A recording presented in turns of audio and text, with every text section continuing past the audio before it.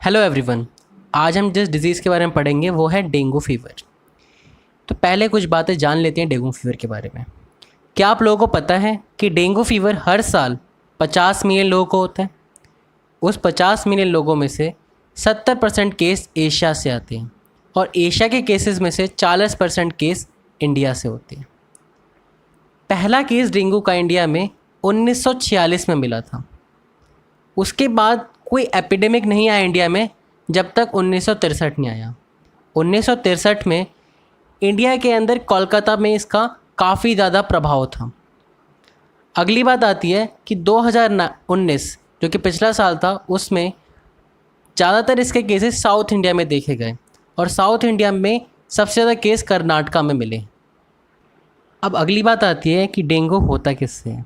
तो डेंगू एक वायरल बीमारी है जो कि अर्बोवायरस यानी आर्थ्रोपोड बॉर्न वायरस। ये आर्थ्रोपोड क्या होते हैं? आर्थ्रोपोड एक तरीके से ऐसे जीव होते हैं जिनके जॉइंटेड लेग्स होते हैं, या आप इनको साधारण भाषा में कीड़े कह सकते हो। उनमें से एक कीड़ा है मॉस्किटो, जिससे डेंगू बीमारी होती है।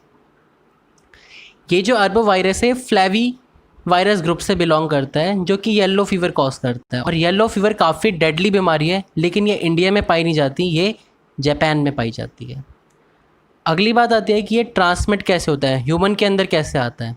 तो ह्यूमन के अंदर फीमेल एडीज़ मॉस्किटो के काटने की वजह से आता है। अगली बात आती है इसका इंक्यूबेशन पीरियड। इंक्यूबेशन पीरियड वो पीरियड होता है जब आपको वायरस आने के बाद कितने दिन बाद आपको सिम्टम दिखेंगे, वो होता है उसका इंक्यूबेशन पीरियड। तो इसका इंक्यूबेशन पीरियड है 3 से लेकर 8 दिन। 3 से लेकर 8 दिन में आपको लक्षण दिखने लग जाएंगे।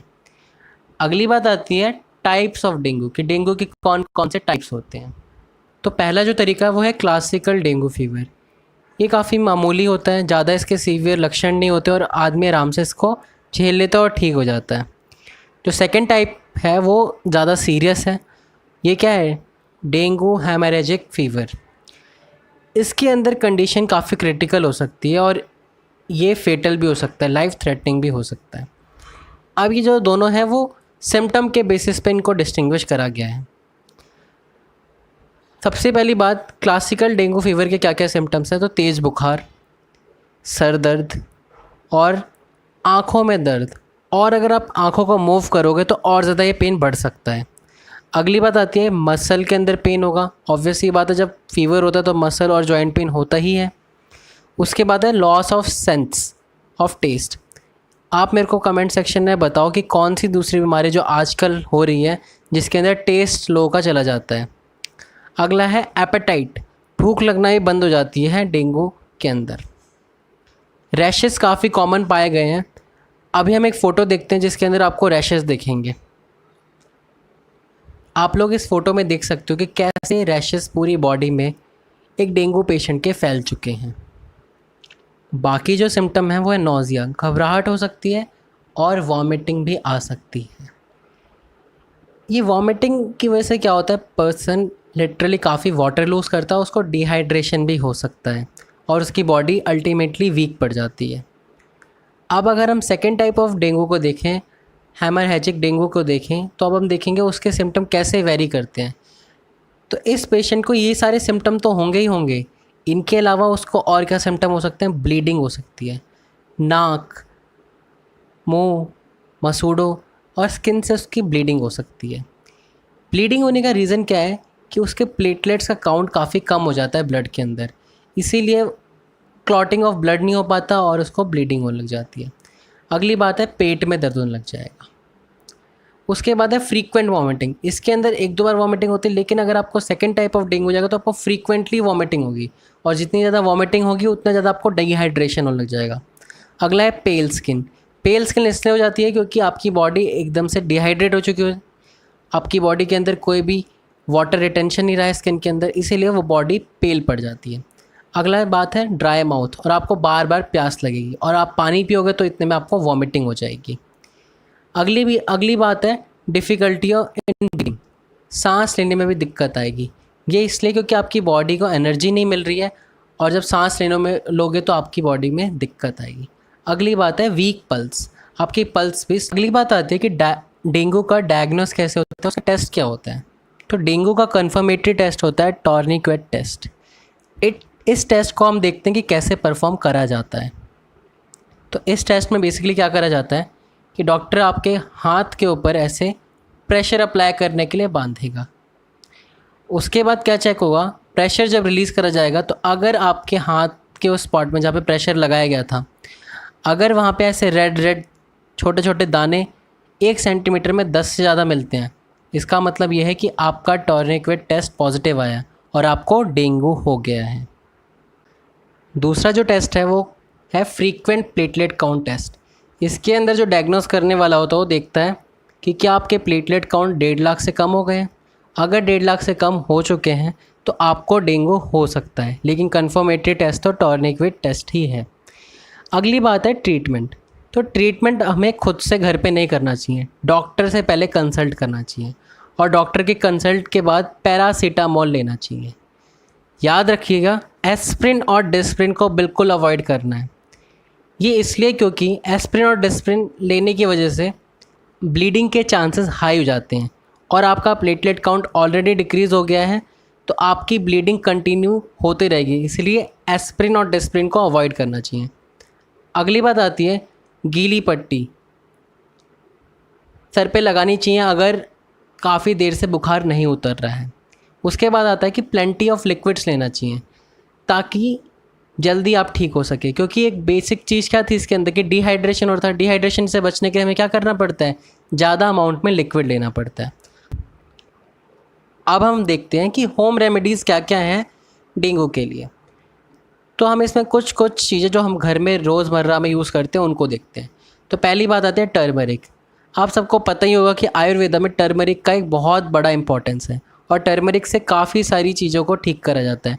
तो डेंगू में भी काफ़ी इफ़ेक्टिव होता है टर्मरिक। सेकंड चीज़ आती है तुलसी। तुलसी आपकी बॉडी के अंदर एंटीऑक्सीडेंट्स पैदा करता है।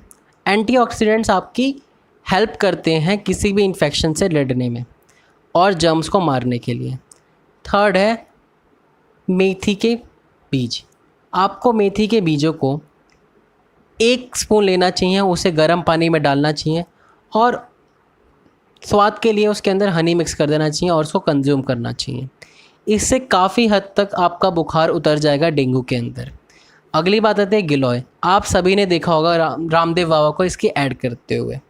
गिलोय बेसिकली आपके फीवर को उतारने की one of the best medicine है आयुर्वेदा के अंदर। नेक्स्ट है पपाया लीफ।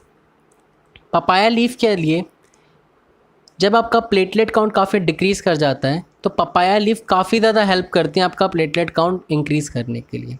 तो इसके लिए आपको क्या करना है, पपाया की लीव्स को लेना है, उसे क्रश करना है, स्क्वीज़ करना है और या तो आप इसको डायरेक्टली कंज्यूम कर सकते हो। तो आप अगर डायरेक्टली कंज्यूम कर रहे हो तो आपको 2 से 3 चम्मच पीना है 2 से 3 बार दिन में, या आप इसको फ्रूट जूस के साथ मिक्स करके भी पी सकते हो। अगली चीज़ आती है गोट मिल्क। और गोट मिल्क भी कच्चा, आपको कच्चा बकरी का दूध पीना पड़ेगा, उसकी वजह से भी आपको काफ़ी ज़्यादा प्लेटलेट काउंट इंक्रीज़ होते हुए दिखेगा। लास्ट है जिंजर और इलायची। जिंजर और इलायची भी आपको काफ़ी हद तक है। इसके अलावा अगर हम ट्रीटमेंट की बात करें तो आपको सिट्रिक फ्रूट्स को खाना चाहिए। सिट्रिक फ्रूट्स के अंदर विटामिन सी होता है, वो भी काफ़ी ज़्यादा एंटीऑक्सीडेंट्स बनाने में हेल्प करता है, जो अल्टीमेटली आपको बॉडी के अंदर जर्म्स को किल करने में हेल्प करेंगे। अब हम देखते हैं इसका प्रिवेंशन। तो प्रिवेंशन के लिए कोई वैक्सीन अवेलेबल नहीं है, लेकिन पिछले साल इसकी एक वैक्सीन बन चुकी है, लेकिन वो इंडिया के अंदर अभी अवेलेबल नहीं है। तो उस वैक्सीन का नाम है डेंगवैक्सिया, या इसको CYD-TDV भी कहा जाता है। यह भी इंडिया के अंदर अवेलेबल नहीं है। तो आपको और क्या क्या चीज़ें आप इस फ़ोटो के थ्रू देख सकते हो कि कैसे आप डेंगू को प्रिवेंट कर सकते हो। तो पहली बात, कहीं पे भी अगर रुका हुआ पानी है तो आपको वहाँ से उस पानी को रिमूव करना है, क्योंकि आपको पता होना चाहिए कि डेंगू का वायरस या डेंगू का जो मॉस्किटो है वो रुके हुए पानी के स्टैग्नेंट वाटर के अंदर ही पनपता है। दूसरी बात, मॉस्किटो रिपेलेंट का यूज़ करना चाहिए, मतलब ऐसी क्रीम जिसको लगाने के बाद मॉस्किटो आपको ना काटे, वैसी क्रीम का यूज़ करना चाहिए। अगली बात, बच्चों को ज़्यादा से ज़्यादा इस मौसम के अंदर घर के अंदर रहना चाहिए ताकि वो मॉस्किटो बाइट से बच सके। अगली बात कि आपको फुल स्लीव क्लोथ्स पहनने चाहिए क्योंकि शॉर्ट्स और हाफ टी शर्ट के अंदर आपको वो ईज़िली बाइट कर सकता है। अगली बात है कि मॉस्किटो नेट का यूज़ करना चाहिए घर के अंदर ताकि आप बिल्कुल सेफ़ रहो इस वायरस से या इस बीमारी से बिल्कुल सेफ़ रहो। अब last part of the video में हम कुछ मिथ्स देख लेते हैं जो कि डेंगू से रिलेटेड है। तो पहला मिथ ये है कि डेंगू एक कंटेजियस डिजीज़ है, जो कि पूरी तरीके से गलत है। ये कंटेजियस डिजीज़ नहीं है, साथ बैठने से साथ बात करने से ये नहीं फैलने वाला। सेकंड मिथ ये है कि डेंगू का जो मॉस्किटो है वो डर्टी प्लेस प्रीफर करता है, ये भी पूरी तरीके से गलत है। वो क्लीन स्टेगनेंट वाटर को प्रीफर करता है, साफ़ पानी को प्रीफर करता है। थर्ड मिथ ये कहता है कि एडीज़ मॉस्किटो जो है वो रात को एक्टिव होता है, जो कि पूरी तरीके से गलत है क्योंकि ये एक डे मॉस्किटो है, ये दिन के टाइम एक्टिव होता है। और सबसे ज़्यादा ये एक्टिव कब होता है? ये आपका सुबह और शाम के टाइम सबसे ज़्यादा एक्टिव होता है। रात के टाइम ये काट सकता है, लेकिन जब एक वेल लिट एरिया हो जहाँ पे काफ़ी ज़्यादा रोशनी हो वहीं पे काटेगा। चौथी बात ये है कि डेंगू आपको एक टाइम लाइफ में होगा, उसके बाद आप उसके लिए इम्यून हो जाओगे, ये भी पूरी तरीके से गलत है। हाँ, आपको ये है कि आपको जिस स्ट्रेन से होगा, मतलब डेंगू 4 वायरस तरीके के वायरस होते हैं, डेन 1, 2, 3, 4। अगर आपको डेन 1 से हो गया तो अगली बार आपको डेन 1 से नहीं होगा, लेकिन बाकी के जो 3 स्ट्रेन हैं 2, 3 और 4, इनसे आपको डेंगू अभी भी हो सकता है, तो आप इम्यून नहीं हुए हो। फिफ्थ मिथ ये है कि अगर आप हाई बिल्डिंग में रह सकते हो तो एडीज़ का मॉस्किटो ज़्यादा ऊपर तो उड़ता नहीं है, तो आप सेफ़ हो। तो हाँ, ये सही है कि एडीज़ का मॉस्किटो ज़्यादा ऊपर तक नहीं उड़ता है, लेकिन आपको ये पता होना चाहिए कि एडीज़ का मॉस्किटो लिफ्ट के थ्रू ट्रैवल कर सकता है, किसी के बॉडी के ऊपर चढ़ के भी ट्रैवल कर सकता है, वहाँ पे ब्रीड कर सकता है ऊपर जाके प्लेसेस में, और आपको इन्फेक्ट भी कर सकता है। तो अगर आप हाई बिल्डिंग में रह रहे हो फिर भी आपको प्रिवेंशन लेना बहुत ज़रूरी है। If you like this video, please like, share and subscribe to our channel. And do not forget to press the bell icon to get the notification of our new video. And do show your love in the comment section. Thank you.